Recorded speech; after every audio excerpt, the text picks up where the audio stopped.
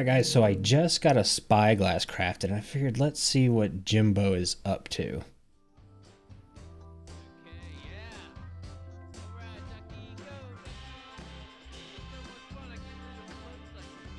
What the heck?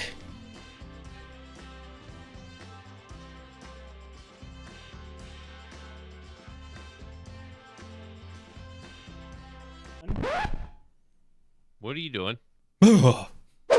Spyglasses are dangerous. Alright guys, welcome back to another episode of Ripple Effect. This actually was extremely close to being a my own survival episode, as I was having some fun in the single player world and I figured I should probably stop and get back to Ripple Effect. Yeah. But I've done some stuff off camera, even though I was on my single player world. Let's talk about it. One, I found this dog roaming around my base. Why he's turned and faced the window? I don't know. I think he really wants that honey. You're not going to get that honey. It's fake honey. And two, we come around to the barn. We have an upgrade. Now this is something I've been talking about doing on stream for a while and I just haven't, so I just knocked it out anyways. We have a pumpkin farm. It's super small, but super effective. Yeah, what the heck? Crazy. I'm gonna go with that. And I also found this weird chunk border error. Oh, this tree is like half done. And that's Suze. Suze. She's being a menace because she just got a bath. So now she's got to make noise and bounce around and stuff and get all the attention. Crazy dog. But yeah, today I want to work on some villager stuff. Not necessarily moving villagers. Dog, will you please sit down? She like just circled around her bed like 6 times digging at her blanket. She got new blankets. So of course that meant a bath, because I'm not going to let my dirty dog sit on new blankets. So she got new blankets and a bath and her ears cleaned out and her claws trimmed. So now she's being crazy. I think she's finally going to sleep though. Anyways, villager stuff without moving villagers. So right about this area, I think I'm going to put a blacksmith shop. Now I say blacksmith shop, it's not really a blacksmith. Stone cutter guy is what I'm looking for.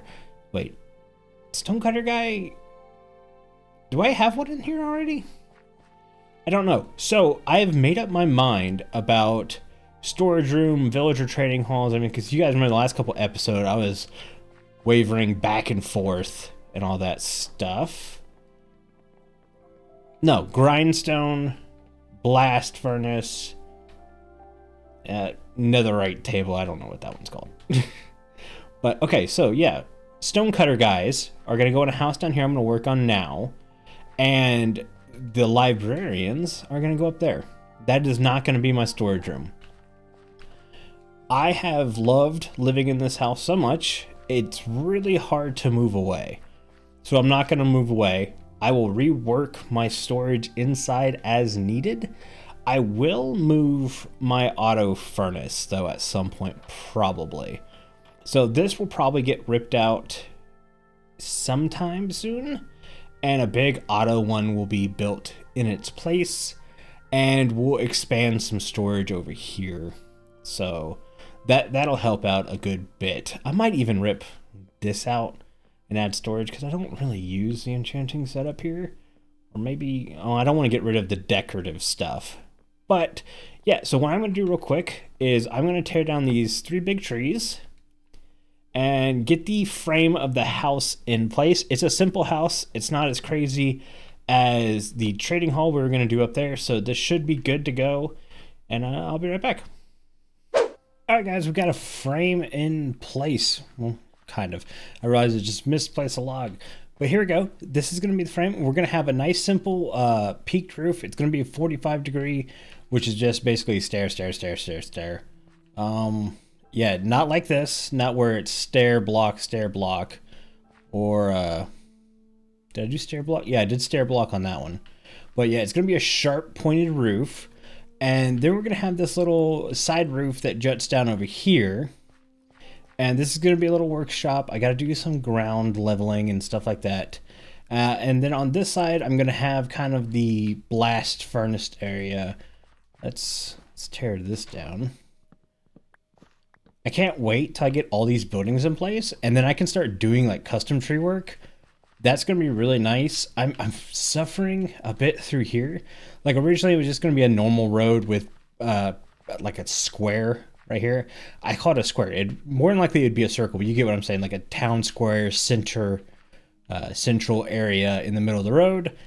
I'm thinking about maybe ripping the ground out, following the contour of this hill. Ooh, llama. Following the contour of this hill and bringing it around right here and doing another lake that's going to require a bridge.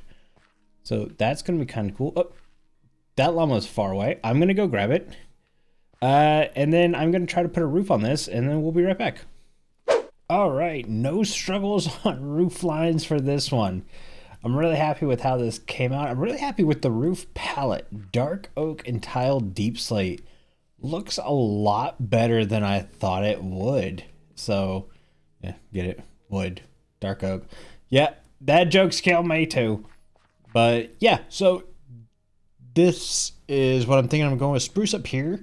And I'm thinking like stone and brick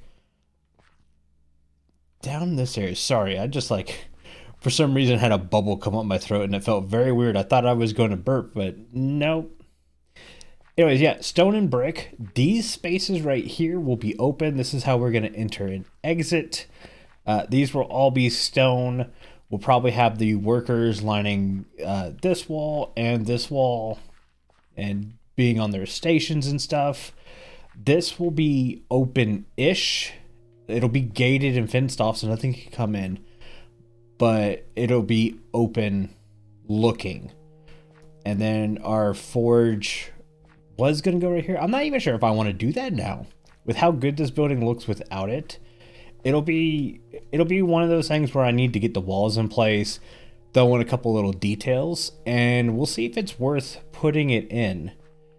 But yeah, so what I'm gonna do real quick is I'm gonna get some bricks, I say bricks, stone, brick, and all that stuff. We're gonna go ahead and throw that in there. I kind of want to do a bit of a foundation like I did on the house. Can't really see it well right there, but you can actually see it on that spot. So how I've done that, I was thinking about doing it right here. I don't think I have the room for it though. So yeah, I'll figure something out. We'll get something cool going on. At least it'll hopefully look like this is a workshop. But yeah, give me a few minutes. I'll be right back. Okay guys, I have the exterior walls in place. They look alright. It needs detail. I did end up putting well, I said blast furnace, but fireplace that we're counting as a smelter. Yeah, come up front. I've added just a little bit of detail here. We've got faux door here. This is how we're gonna get in and out. There'll be pressure plates and stuff here. And I wanted to do something real quick for this. So instead of putting a campfire down there, because the particles get a little crazy, since we have fire tick off on the server, that should work. And I used a coal block just to kind of mimic fire and stuff like that down there. I think that looks pretty good. It'll be nice. Now I've got to work out how I'm gonna do the interior and the villagers.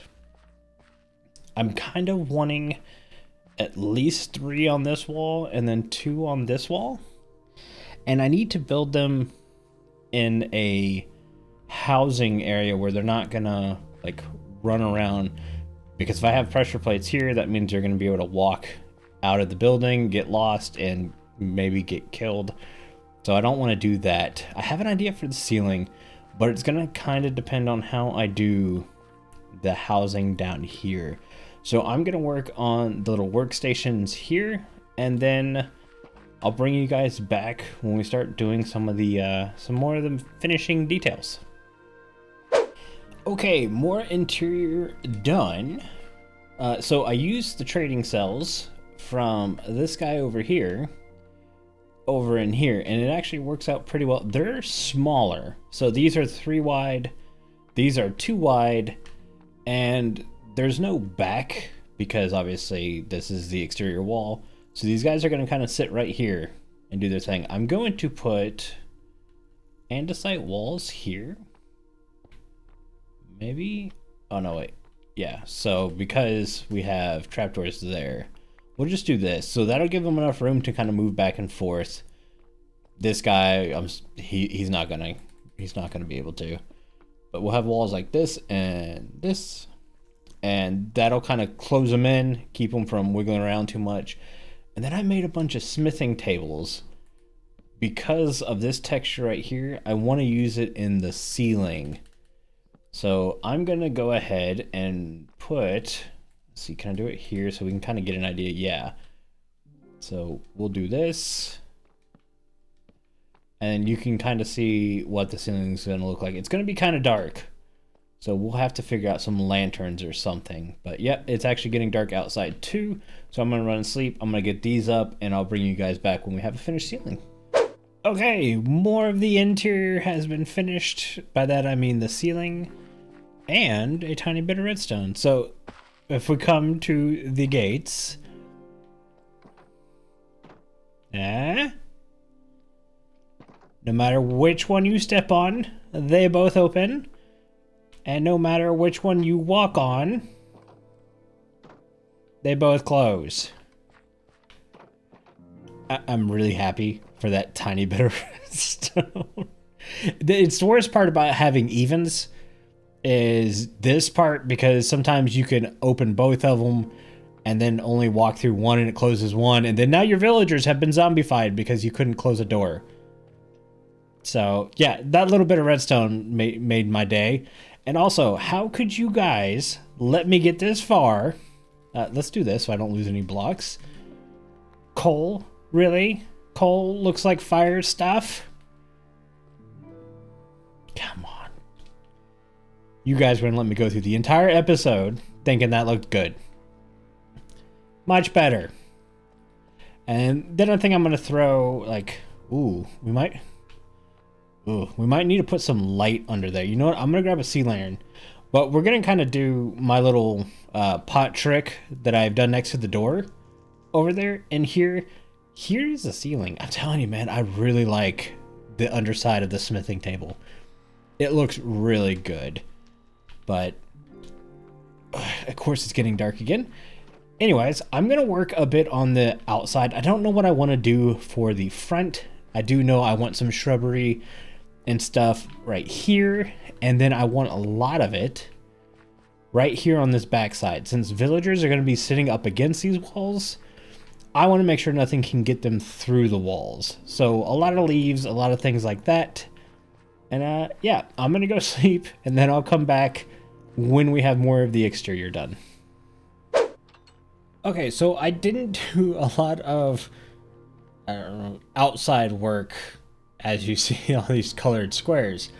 Let's look at the building first. And I've got some leaves, chains, trapdoors, and then I kind of blanked over here. As I was doing this section, kind of realized that expanding this direction may not be such a great thing.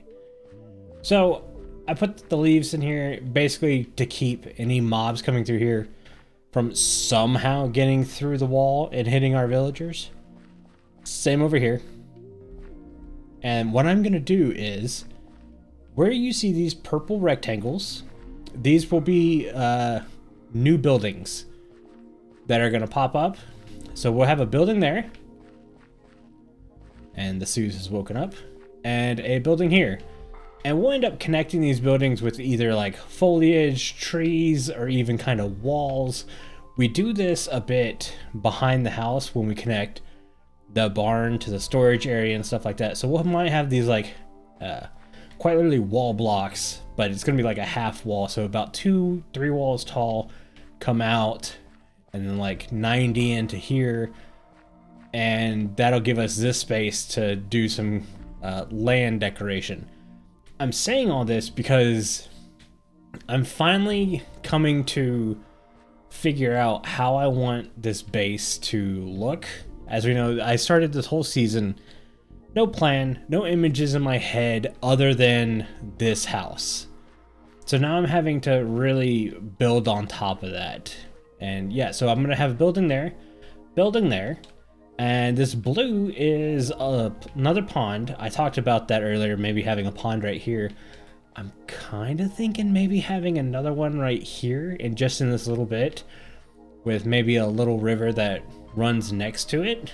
Maybe this could be a bit deeper, and by deeper I mean like 1 to 2 blocks. So this kind of runs downhill into this one. And the whole point is I kind of want a lot of bridges coming in this place. My favorite thing to do in my base right now is the walk through here and the walk through here. It feels cozy, it feels nice, and I want that on every walking path. And I think the way to do that is to have little outlined areas like the pond. Maybe we do another pond here. Maybe we do another crop field like the pumpkins. Not sure yet. I'm not sure which ones I want to do first. I know these guys are going to act like storage. This is part of me expanding onto my storage. What exactly they'll store, I don't know. It could be more villagers. It very well could have some of those guys in there as well. Yeah, so what I'm going to do right quick is Carl's been needing some blocks. Bricks being a big one of them. I ended up tearing through 4 stacks of clay blocks into balls, smelted them into bricks, and then re-put them together to get these bricks. It's not a lot, but I'm hoping it gets him going for a bit. So I'm going to donate these, and I'll come right back. Alright guys, our little donation has been dropped off, and I'm realizing we really don't have time to start another project today. So I think I'm going to end the episode here. A little short, but I felt it was a good one. The villagers I'm going to move into place either off camera or in the next episode. I've got to turn the breeder back on. The breeder's not on at all. So I'll do that and we'll get it going. But yeah guys, if you enjoyed the episode, hit the like. If you'd like more, don't forget to subscribe. And until next time, have a good one. Bye!